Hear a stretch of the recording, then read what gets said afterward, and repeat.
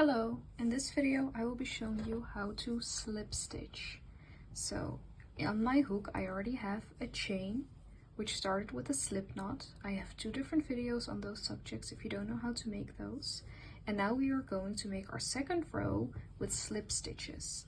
And if you're already familiar with slip stitches, you may know that these are often used to join pieces together or to make very fine crocheted, very non-gappy works. So I'll be showing you how to make it.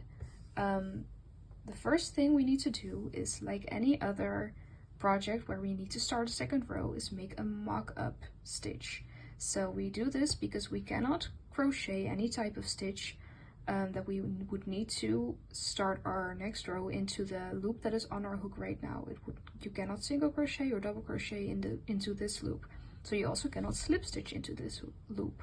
So instead we are going to make a mock-up stitch by chaining one, and I will be doing that by already turning my hook kind of like this to create this corner on its own. So just chain one. This is the same that you would do with single crochet.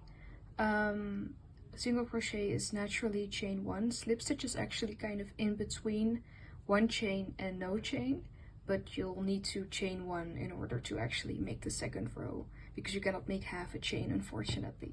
So now that we have made our first mock-up stitch, we are going to be slip stitching into this gap right here.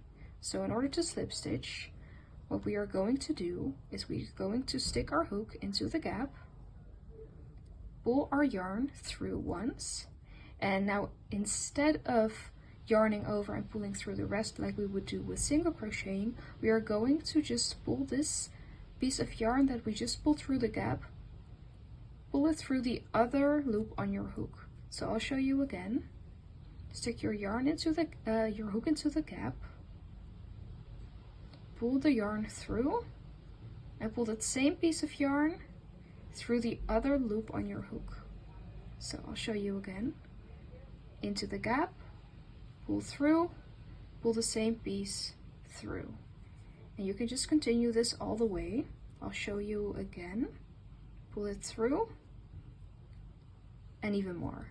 So stick your hook into the gap, pull through once, and same piece, pull through again, like this. So as you can see, we have a very teeny tiny second row. So this is our chain, and our second row is basically just it kind of looks like another chain placed on top of our first chain. That's what slip stitching is. So it's very small stitches, very small crochets. Like if you have it like this, it can already be a decent strap for maybe a top, but you can also make, for instance, an entire top with just this. It will take you very long, especially if you compare it to single crocheting or double crocheting or triple crocheting. It's going to take you very long, but it is a very nice stitch to work with, and it makes beautiful pieces of work.